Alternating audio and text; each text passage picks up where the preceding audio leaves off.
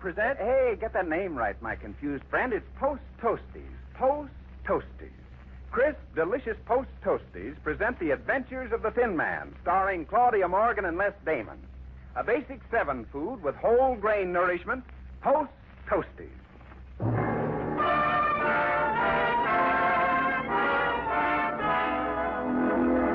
It's early evening, and we find our old friend Sheriff Ebenezer Williams ringing the doorbell at Nick and Nora Charles' apartment. Nicky, darling, I didn't expect... Oh, Eb Williams. Howdy, Norrie. Eb, darling, come in. Well, Where's Essie? oh, she's coming on a later train. And don't let Essie hear you call me darling. Everybody's a darling tonight, Eb. This is going to be the most wonderful anniversary Nicky and I ever had. If he remembers about it, the big goon. Well, did he forget? He didn't mention a word about it all day. Oh, well, I reckon he's trying to tease you. You look lovely, Eb. Yeah, I got on my best bib and tucker. I saved these clothes for funerals and weddings. You look mighty spruce yourself, Norrie. Do you really think so, Eb? I got this evening gown especially for tonight. Yeah? Do you like it? You seem to fill it out fine. Oh, that must be Nicky now. Eb, don't you remind him that this is our anniversary. I want to see if he forgot.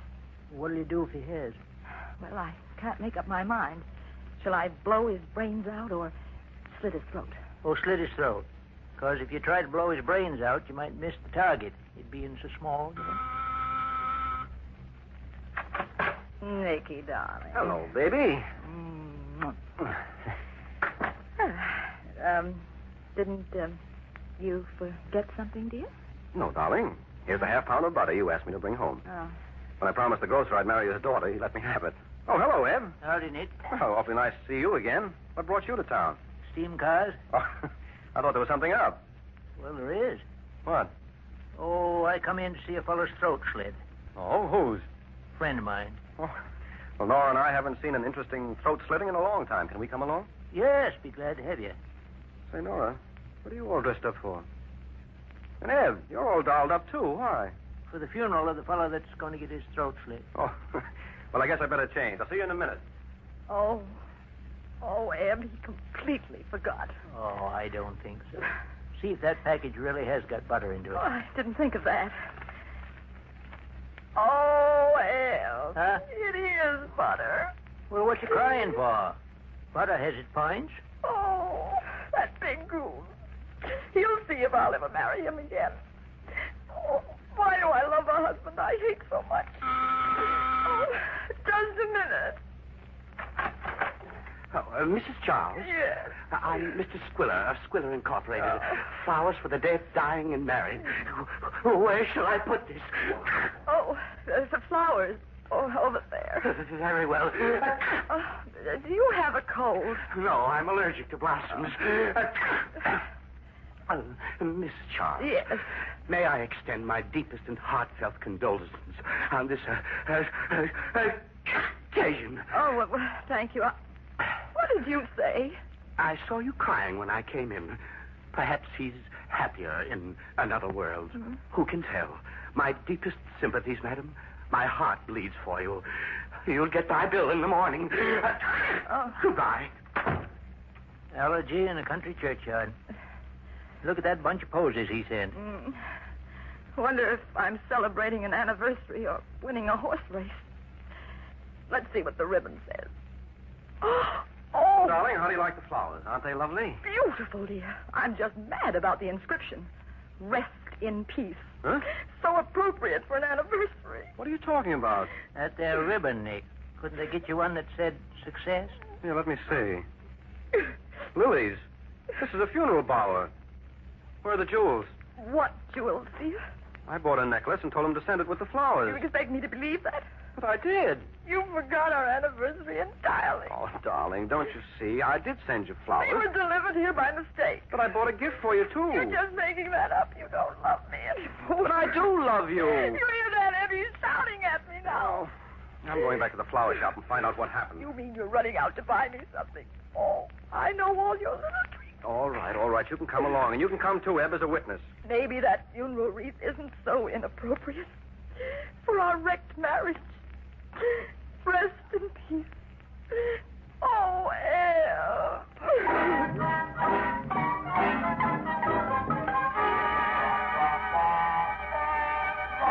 Oh, please, don't scream at me so. I can't bear it, Mr. Childs. It drives me mad. His son died. Oh, look, Mr. Squilla, all I want to know is who got the necklace I left with you. If he left any necklace. Which I'm beginning to doubt. Don't confuse me so, please. I'm suffering acutely from allergies. I'm sneezing my brains out. I hardly know what I'm doing anymore. All right, look, I'll make it simple. I got a funeral wreath. Now, you must have delivered my flowers and the jewelry to somebody else. Do you suppose that's what I did? Yes, I do. Probably you sent it to the person who was supposed to get the funeral wreath. Why, of course, I remember now. How perfectly idiotic of me. Yes, well, where did you send my jewels and the flowers? Let me see. Now, here's the card. Mrs. Gwen Gray Gilroy, 1408 East 86th Street. Gwen Gray Gilroy. Nicky, isn't she that showgirl who threatened to commit suicide when you married me? Which one do you mean, dear? The one you nicknamed Strikeout, because she had so many curves. She called you Sugar Man. Oh, I'm sure it's not the same person. She married a millionaire named Gilroy. I read it in the papers. Nick, have you been sending her flowers and jewelry? Oh, look, what am I getting into here? No, this is just a simple mix-up. Probably due to Mr. Squilla's allergy. I'm so sorry all this happened. My nose is just driving me crazy. Why don't you quit the flower business if you're allergic to flowers? Well, how can I quit when I'm losing money? It's a vicious circle, starting from my nose and ending with my bank account. Believe me, when I think of my troubles, I could weep. Come, Nicky. We're going to Mrs. Gilroy's. And if what I suspect is true, you're going to be dead before morning. Oh, will he really, Mrs. Charles? Yeah, you can depend upon it, Mr. Squilla. In that case, remember where to buy your flowers for the funeral, Mrs. Charles.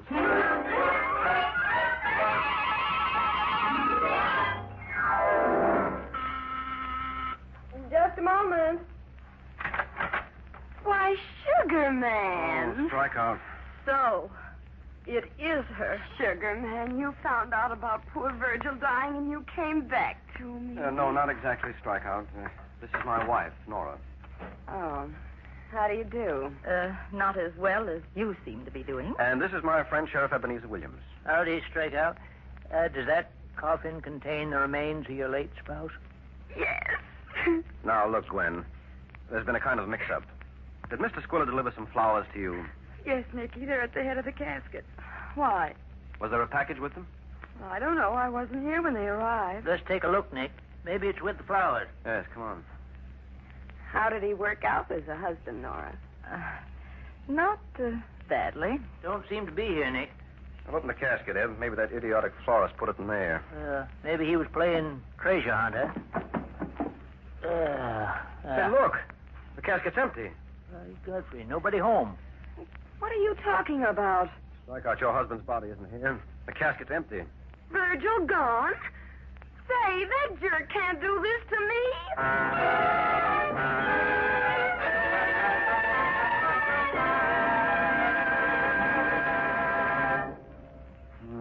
Too bad Nick didn't send that package by post. Toasties, Ted. Huh? Whenever you say post, follow up quick with Toasties. Post Toasties. You know, delicious, crisper cornflakes. Oh, yeah, but I'm talking about a package. Large or small. You know, Ted, Post Toasties come in different size packages. Well, so they do. And my friend, when you always buy the largest package instead of the smallest size, you save up to 17 cents on every dollar spent for Post Toasties. Now, that's something you can count on, a basic saving. Hey, did you say Basic 7? But, you know, Post Toasties are a Basic 7 food, one type of food our government urges us to eat for wartime strength and fitness. Post Toasties are a swell source of quick energy with whole grain nourishment, including iron, niacin, vitamin B1. Oh, what do you know? I've been eating Post Toasties just because they taste so good. Well, you keep right on, my friend. Enjoy that good ripe corn flavor, that toasty crispness, that valuable whole grain nourishment. Enjoy Post Toasties. A delicious, nourishing, crisper Basic 7 food, Post Toasties.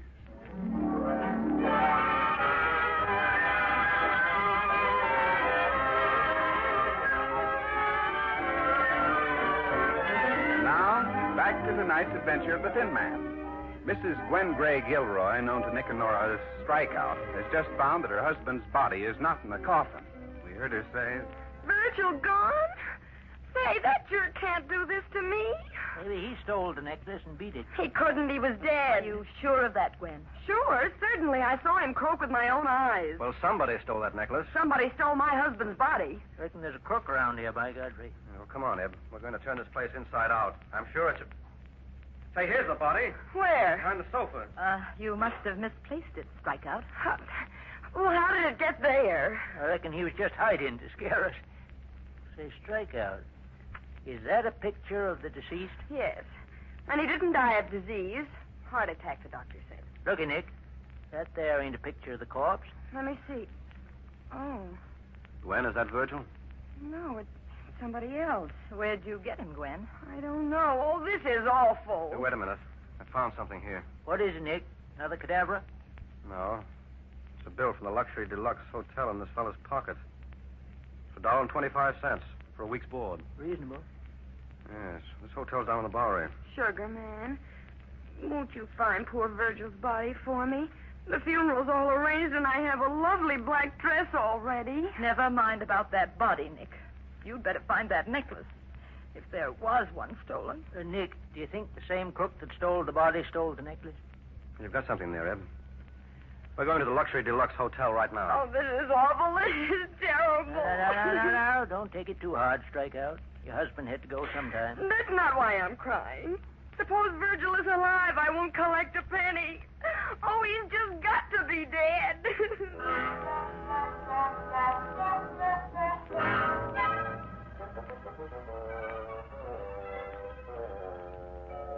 Good evening, friends. Welcome to the Luxury Deluxe Hotel. No opium smoking and no murder allowed. Oh, a respectable joint. I thought we was coming to one of these here low dives. Awful disappointing.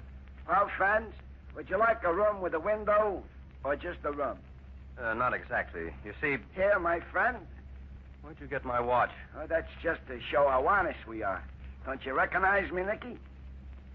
Oh, Dippy Danny, the pickpocket. What are you doing here? Well, I decided to go straight for the duration. My contribution to the war effort. Danny, this is my wife, Nora. How do you do? Are you a very experienced pickpocket, Mr. Dippy? No, I've had me hands in some of the most well-greased pockets in this country. Here's your change, please. Oh, thank you. And this is my old friend, Eb Williams. Howdy, Dippy. Hello, son. Here's your wallet. Mr. Dippy looks so... Godfrey, how do you do it? I'll show you later if you want to know. Hey. How you got in that sheet over your shoulder, son? All right, Eb. Put him down there and uncover him. Okey, baby, dokey. Easy does it. You recognize him, Danny? Kind of stiff, huh? Yeah, I know him. Who is he? Fellow named Joe Jones died here 3 days ago. We found him in a swanky apartment uptown. How'd he get there? Well, it's kind of a queer story. A dame come in and wanted a dead body. What? Yeah. She wanted to rent one. I told her I had one, so I rented them to her for $2. Is renting bodies part of your regular line of business here? No, but I don't mind picking up a little spare change now and then. A fella needs it, you know, what with taxes. Yeah, sure. Well, what else do you know about this woman? Well, she rented a room here. It's right down the hall. You want to see it? Yes, I certainly do. What's her name? Mrs. John Smith, she says. You think she was lying, Nick? What does he look like? I couldn't see. She was wearing a black veil. Here's the room.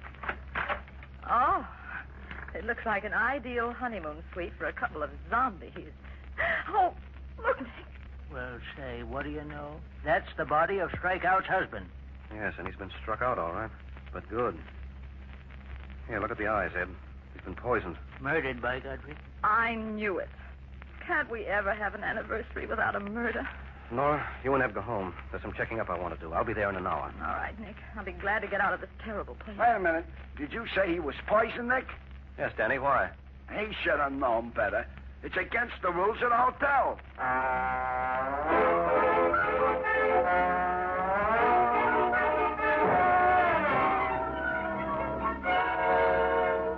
The only way we'll find out who stole that necklace is by solving this murder. I'd like to have a nice, cozy talk with Strikeout. Oh, no, you don't. Not on my wedding anniversary. But, well, Ed, you Yeah. think you can find out what I want to know from Strikeout? Sure thing. You know how I handle women, Nick. All right, Eb. You get her to tell you everything she can about Barton Bellows. Yeah? She's been seen around with him. Find out if she's got a black veil and find out just what happened when her husband died. All right, I'll go right now. And be careful, Eb. Strikeout can be dangerous when she's cornered. I'll keep her away from corners then.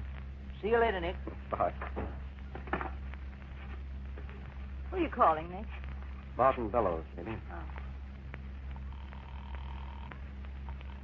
Hello, Mr. Bellows' residence. Oh, are you Mr. Bellows' maid? Yeah? Are you happy working for Mr. Bellows? Well, I don't know. Why? Well, my name's Nick Charles. Maybe I can offer you a better job. Do you like it there? Well, Mr. Bellows ain't married, so we don't have a wife who'll let me wear a fur coat like in the last job I had. Oh, well, my wife would let you wear hers. Can I speak to your wife? Why, sure. No, get her to quit her job right now. Not only is it necessary, but we can also get a maid. Oh. Hello? Your husband says I can wear your fur coat if I wait for you. Well, of course. What kind of a coat do you got? Persian lamb. Oh, Persian lamb. I can get lots of jobs with a Persian lamb coat. Oh, but I also have a mink coat. Oh, mink? That's more like it. How much will you pay? Well, how much do you get? $30 a week. I'll give you 40. 2 nights off a week, and can I use the telephone when I want? Yes? Also, can I have my boyfriend in Saturday night? Yes, of course. That's the kind of a job I want. Then you must quit right now and come over here. The address is 409 Park Drive. Okay, I'll be there right away.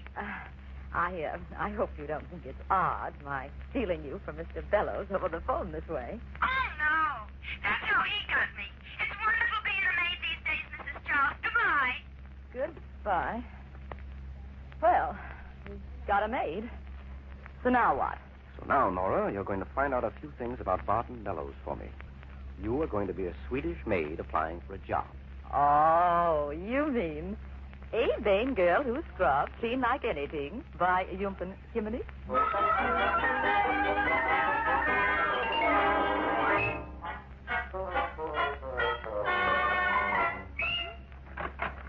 Good evening.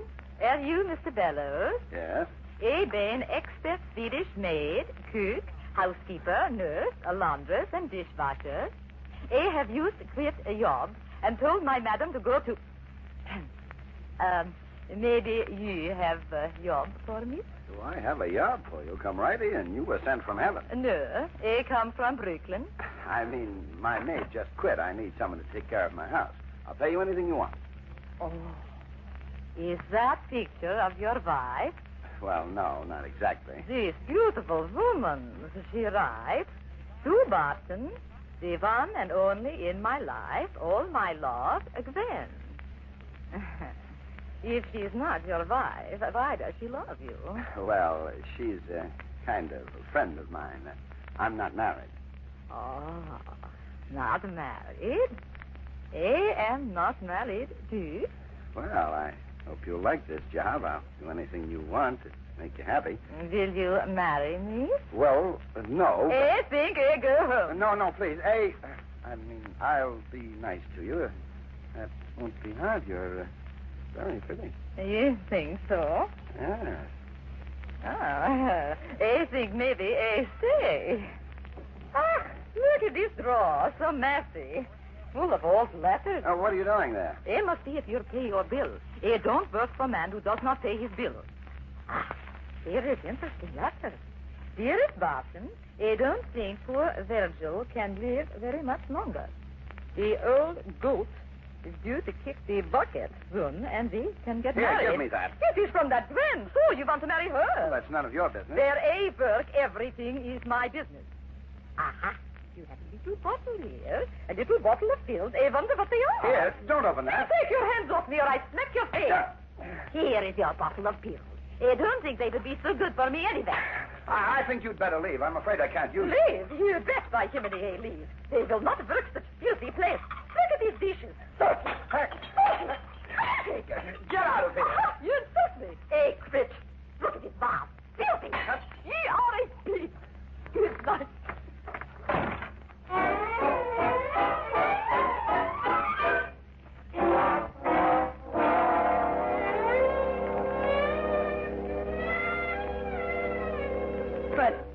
Eddie, are you sure he was poisoned? Yeah. Now, you better tell me all you know about it, Strikeout.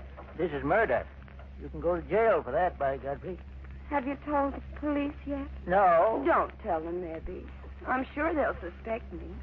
You will be a nice little boy and not mention a word about it. Well, it ain't easy to keep a thing like this secret. I know, but won't you do this for poor little me? If you kept a thing like... Ain't you misplaced your arm, Strikeout? Oh, don't misunderstand, Eddie. I'm just holding you because I'm frightened. You're just like my daddy.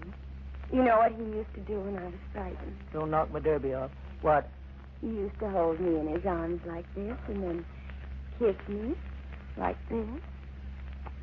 Your daddy done that. Mm-hmm. Sweet papa. You're sweet too, Eddie. You won't call the police, will you, Daddy? Well, I reckon I'll think about it. Where's your clothes closet, Strikeout? There. Why? I just wanted to take a look. You wear this black veil very much? What do you want with that veil? Hello, darling.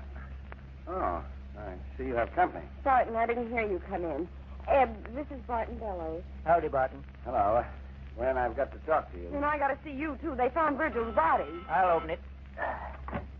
Oh, hello, Eb. Why, Norrie Nick. Come in.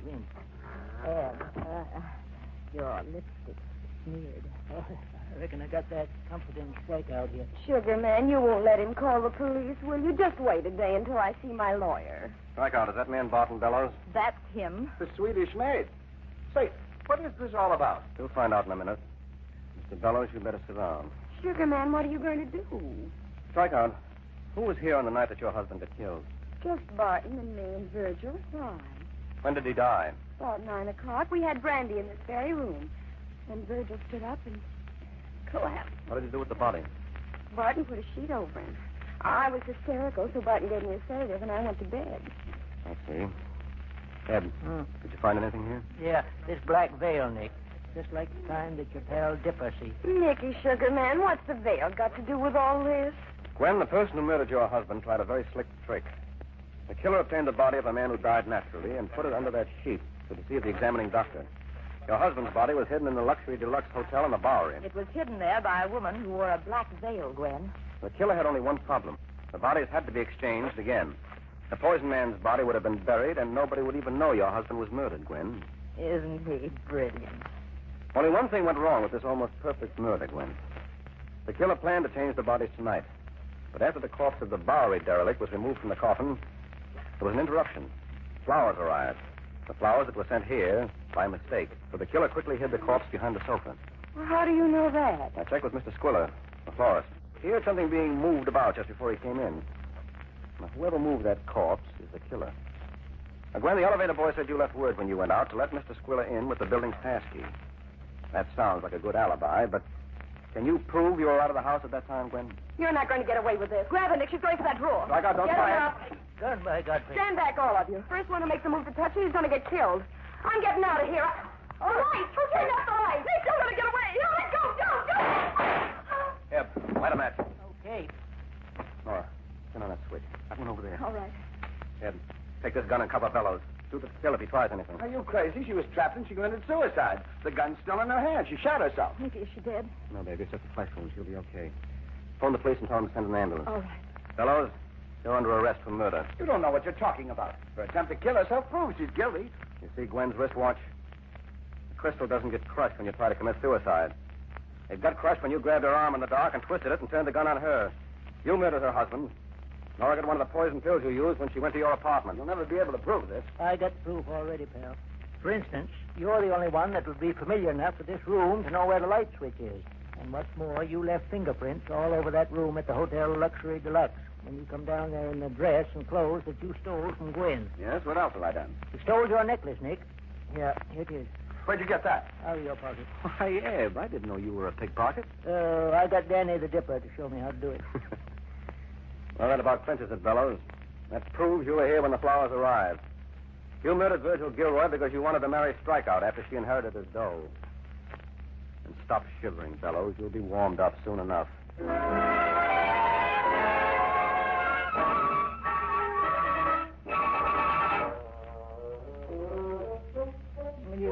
covers up, darling. It gets chilly. Okay. Hey, is that better? Mm-hmm. What made Barton Bellows steal the necklace? Well, he got cold feet when he was interrupted by Squiller. He figured it would come in handy if he had to clear out in a hurry and needed money fast. Why'd Strikeout pull that gun? Well, she thought she was being framed, and she lost her head. Hey, does that clear up everything? Mm-hmm. Darling, it was a lovely anniversary. Even if we did have to celebrate rather late. Uh-huh. Should we go to sleep, dear? No. Let's stay up and remember old times. That's what people should do on anniversaries. Oh, but no, I want to sleep. You didn't feel that way on our wedding night. No? You're getting old, Nicky. Who's getting old? I can stay awake forever if I want to. Me getting old? It's ridiculous. I can stay up all night for a week if I want to. I just don't want to now. And you're fibbing. You can't. Okay, I'll show you. Let's talk about anything you want to, as long as you want to. Nicky, do you remember what you said when I first met you? Mm-hmm. What did you say? Well? Nicky. Nicky, are you sleeping? Silly goose. Good night, Nicky, darling.